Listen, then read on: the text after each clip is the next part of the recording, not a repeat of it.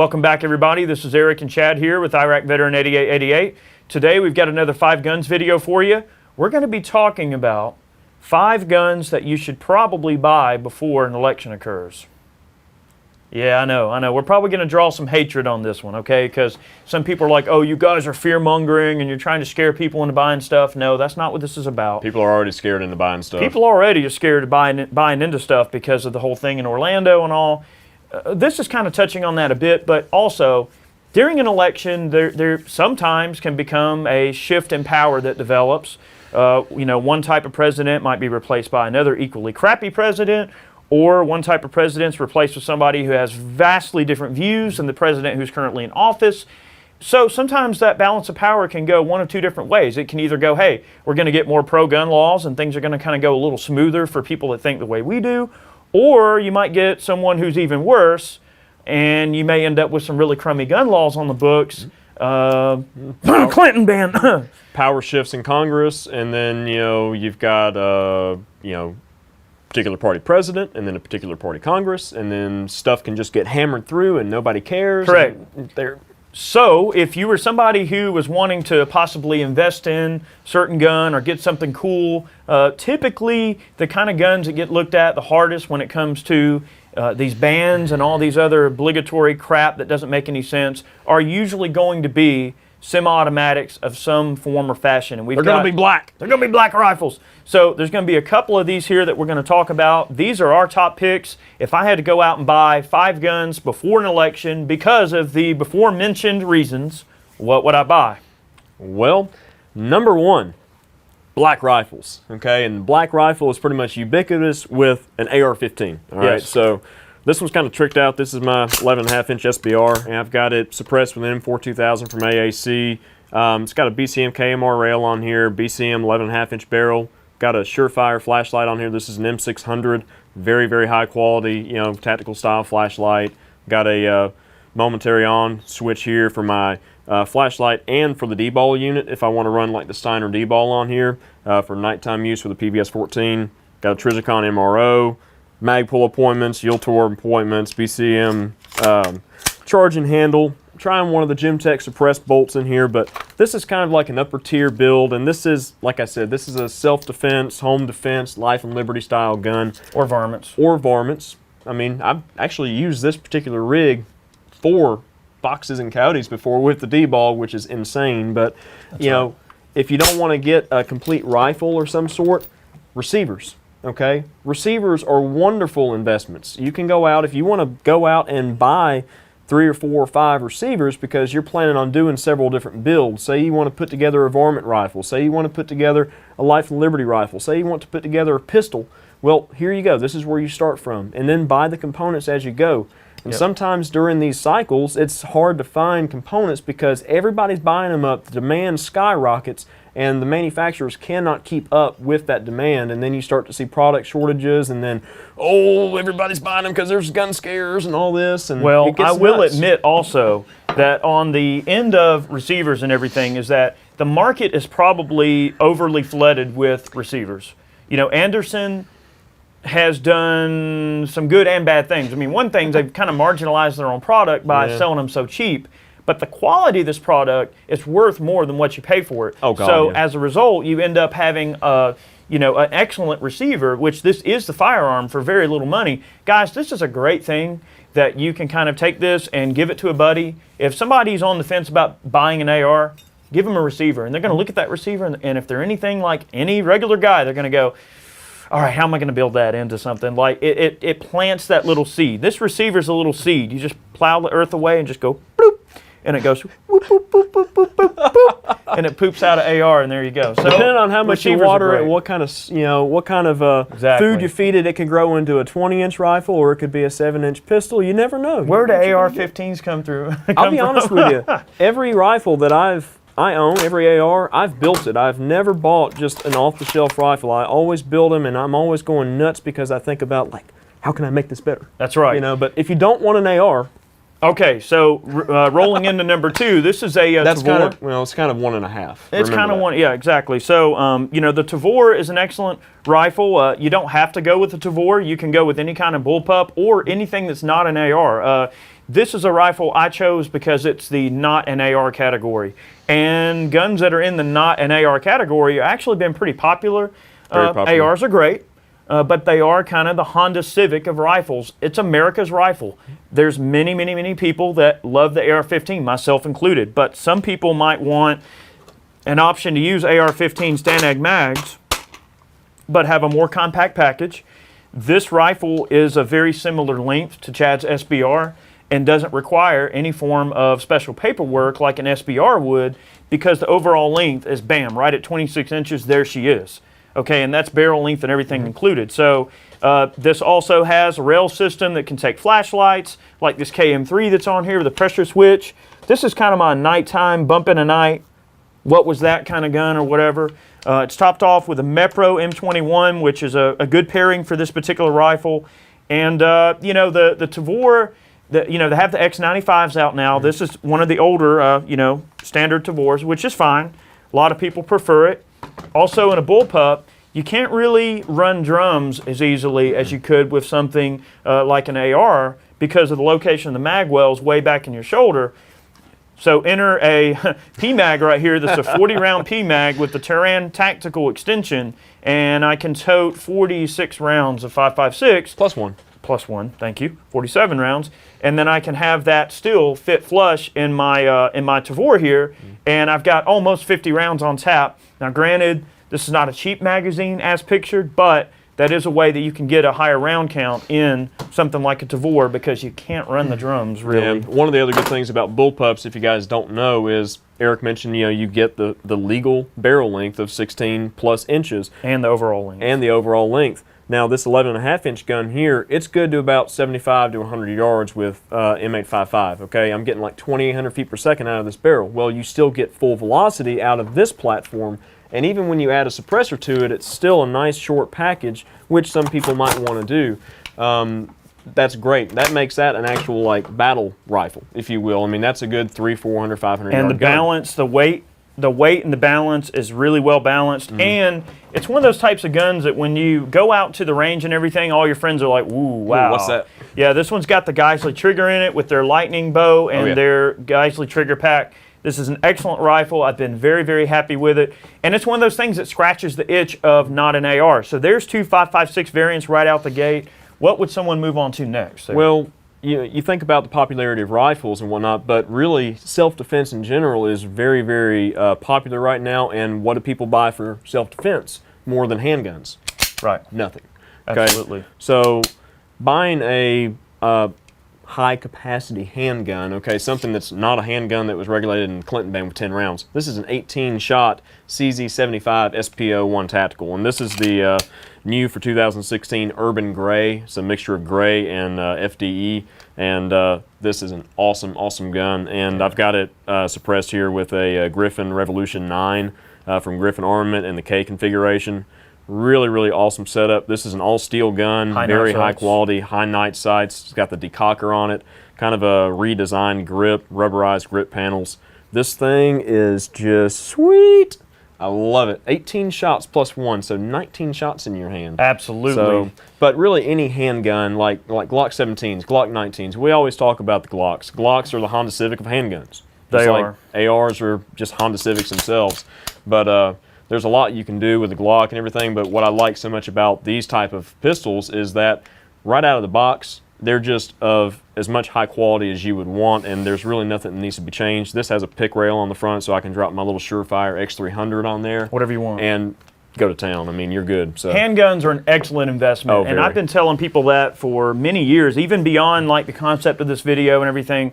Handguns represent an incredible investment. They're always going to hold their value. In terms of a defensive firearm, they're probably the most universal and generally accepted personal defense firearms, not to mention the most common that you're going to encounter. I mean, most guys who are not gun people and they go to buy a gun for the first time generally are either going to buy some type of a shotgun or they're going to buy a pistol and then generally going to call it good. Now, what if somebody wants a battle rifle? Let's move up the line. So this is choice number 3. So you think about ARs and Tavors and such, all right, 5.56. Well, if you want something with more punch, you get something in 7.62 by 51 NATO or 308. One of my big choices is a FAL variant, and this one is actually a this is a Dsa Sa-58 Paratrooper. So this is a 308 battle rifle, if you will, semi-automatic, has a folding paratrooper style stock, accepts standard metric pattern magazines. We've got 20 rounders, and we got 30 rounders. Ooh, yeah. But this one has a 16.5-inch barrel, I believe, and it's got the shorter, like, carbine length gas system. Acts just like a regular FAL. It's piston driven, very, very reliable. This is still one of the most used rifles around the world as far as defense forces and such. It's, you know, not an antiquated design by any stretch of the imagination, and DSA has been doing a lot to kind of modernize it, and I absolutely love that rifle. You can't go wrong with an FAL, guys. Pretty much anything I would say on this is going to mirror what Chad says. There's a lot of things that kind of fit the battle rifle category. I mean, you've got SCARs, AR-10s, G3s. You've got G3s, you've got FALs, you've got any number of random 308s like Kel-Tec RFB, some of the more odd ones, some of the Desert Tech offerings that are kind of coming out. So there are some awesome things that fit the battle rifle category well, but one of the charms of this gun, in my opinion, is the iron sights. You don't ever have to worry about anything drifting around or moving around. The iron sights on this gun are always going to be solid and awesome. If you can shoot well, you got decent eyesight, you can shoot these things out to, you know, this gun here could probably go for 5, no problem. Oh yeah, we shot it at 400 at the 22-inch round one day just from the bench, and it was just delivering the goods. And buddy of mine was telling me that he took out his M-Bell the other day, which is a 20-inch FAL, and they were shooting 800 yards with it, no problem. Exactly. I mean, that's what they're meant for. I mean, that round can sail out there, and it can pack a punch even that far out, whereas a 5.56, not so much. So AR, not an AR, battle rifle and 308. All right, what about shotguns? I mean, one of the things that people I feel, kind of fail to recognize is that when these gun bans and all this mess start getting talked about, that semi-auto shotguns are affected as well. And, you know, semi-auto shotgun, auto-loading shotgun's a really cool thing to have, especially if, let's say that you've got a wife or a young person in your family that maybe can't handle a pump shotgun has a certain manual of arms that you have to really kind of know how to use it and get familiar with it to use it properly, and especially in a tactical or home defense situation, it requires a little more skill to be able to run a pump reliably. But an automatic, you know, generally the gun self-loads, they cycle pretty quick, you can shoot them quick, the recoil impulse, especially on these Benellis, is so really easy smooth and laid back. They're very smooth guns to shoot and usually pretty generous capacity. So tell them about your M2 there. Yeah, well, I always pick a Benelli because I think that a Benelli is like the epitome of semi-automatic shotguns, and the reason we choose a semi-automatic shotgun is because those are the guns that are gone after in bans and things like that, and it's just a good idea to invest in a semi-automatic shotgun, whether it be a Benelli or a Mossberg 930 or even a Remington 1100. But to me, the inertia system of the Benellis is one of the best out there, and these actually represent kind of a middle-of-the-road pricing structure, so you can find these new for around like $1,100 to $1,200. If you get lucky, you can be like me and buy one for like $8, you know. And I bought the tactical model, so it came with the Benelli factory pistol grip stock, ghost ring sights. And this is actually got a Nordic Components extension on here, so I've got 7 shots in the tube. That's their mag clamp, right? That's their mag clamp too. So I've got a little pick rail on here. I could put a Surefire light or something, and then I've got a little spot for the pressure pad. But you've got 7 shots in the tube, 1 on the lifter, and then 1 in the chamber, so you can ghost load it. So I can have 9 shots in this gun. Ghost gun? Ghost load. I'm kidding. All right, DeLeon. But anyways, like Eric mentioned, you know, semi-autos are really easy for smaller statured people to handle and whatnot, and they don't require the manual of arms like a pump does. And my wife loves my Beretta 1201 FP. It's a similar shotgun to this. It's basically a clone of a M1 Super 90. Lightweight to boot. Very, very lightweight, like 6 pounds. And with low velocity, like buckshot loads, that thing will cycle it all day long, like some of the flight control stuff from Federal. And she can pack a wallop with that gun if she needs to, and she is very comfortable with it and knows how to operate it. And I tend to find myself liking the ghost rings. I love the ghost rings, and you know the reason we didn't show the M4 is because I mean M4 is a niche shotgun, and it is kind of the epitome of combat shotguns. I mean, not to say that you know a magazine-fed, like you know box-fed shotgun like a Sega or an Origin 12 or like the new Ddi 12s or anything aren't good, but to me, these represent like ultimate reliability. I mean, And don't be scared to go out there and pick up a Mossberg 930 either. Oh, yeah. You can get the Jerry Michulik competition model that's got an over travel adjustment that's awesome for the trigger. It's got like a tuned trigger on it. It's got the kind of elongated and kind of knurled knob for the charging handle, which is awesome. Mm-hmm. And that's a great shotgun for the money, and it's well south of $1,000 Yep. brand new. So Mossberg does a great job of offering a semi-automatic shotgun. That's not a ton of money, so don't be afraid to look into those either. Yeah, and the reason we show this is because it's combat shotgun. I am a huge fan of combat shotguns. Yep. I mean, I still need some for my collection personally, but this is the kind of stuff that is gone after in election cycles and with gun bans and things like that. So. All right, well, last but not least, this is number 5 on the list, is some type of AK variant. This is a Ddi Ak-47. It's outfitted with a 75-round drum magazine. These are actually Korean-produced, so these drums can be had for pretty reasonable money, and they work, okay? That makes it more deadly. Well, yeah, exactly. We've got an Aimpoint T2 Micro here on, who makes that mount again? That's RS Regulate. That's an RS Regulate mount, so ultra-low profile. Mount that's on that gun gets that red dot sitting nice and low so you don't have that whole chin weld. We've got a Hogue grip on this thing, Hogue 4N, an ATI stock, and this is a factory AK-47 made by DDI. There are a lot of people in the AK game that are producing AK-47s. You might decide to go the AK-74 route versus the AK-47. The Vepers are excellent if you're into converting one of those. Some of the Sega offerings out there, if you want to do like a 922R conversion on a Sega, it's definitely a good way to go. Some of the older Mac 90s, if you can find a Chinese Mac 90 that's not beat to hell. Man, those things are great. They are great guns. Some of the Egyptian Mahdi's are excellent guns if you can find them. In terms of current producers of an AK, I would look strongly, if you're wanting a good quality one, probably at the Vepers. I'd look at the DDIs for a good entry-level unit. Century does a pretty good job with the C39 V2. It's an all-milled AK-47. They use Green Mountain barrels, which are the same barrels that are run in the DDI as far as I know. So Green Mountain is producing a lot of the barrels for these. Stay away from any Century gun that uses a military barrel. And they'll tell you all day long that they're not military barrels, but they are. They're not heat treated properly. They're going to be a melty thing that's not going to stay together well. I would invest the extra money in something a little bit higher quality, or get one of the C39 V2s from Century, which is a wonderful gun. I do like that gun a lot. It is a nice AK. If you're wanting a really good standard AK, the RAS 47s, I don't know if I would really put too much stock in those, but the C39 V2 is a pretty solid gun, and they're not that much more expensive than an RAS. They're all American made too, milled receiver and everything, and they've got a really nice 2-stage trigger, which I really like. I'm a big fan of that. But exactly. So what's our wild card? Well, the one thing we didn't mention, we always have a wild card in every 5 Guns video, so we didn't mention like a pistol caliber carbine. What we've got here is a CZ Scorpion, okay? It's a 9mm, and these things are just great. They'll feed from a 20 and 30 shot magazine. Now, granted, it is a proprietary magazine, so it's not going to have really any cross compatibility with anything else other than this gun.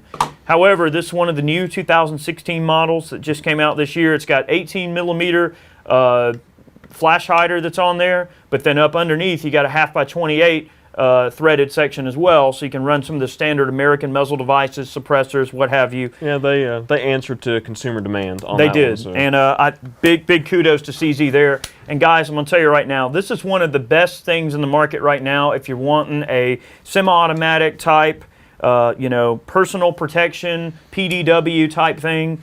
This makes probably one of the least expensive SBRs you can possibly make. Got one right behind me here. You probably can't see it in the camera here, but the CZ Scorpions are great. I love them. They run great. They're very modular. The design of this firearm lends itself to an extreme amount of modularity, which in the future, maybe caliber conversions are possible. A few things like that. Different trigger packs, different mag wells. The way these things disassemble and break apart is very intuitive and simple. Very simple. And this is a great firearm to teach anybody how to use a pistol caliber carbine with. You can leave it in pistol form and run an arm brace if you want. You can put it in SBR form and run a folding stock. the choice is pretty much yours. But there's my wild card. Yeah, or they do have rifle variants of these out now with full length, 16-inch barrels. They've got one that's got a full length barrel with a flash hider on it. Then I love those handguards too. Yeah, and then they've got another one that's kind of a 10-inch barrel, or it's a 16-inch barrel, but then it's got a faux suppressor shroud on it, so it looks like it has a suppressor, but it really doesn't. But they're doing some really cool stuff. And like Eric said, I mean, that is such an inexpensive platform. I mean, I've got several $1,000s in my G9 SBR, my 9mm AR that I've got, and for less than $1,200, you could set that up with an optic.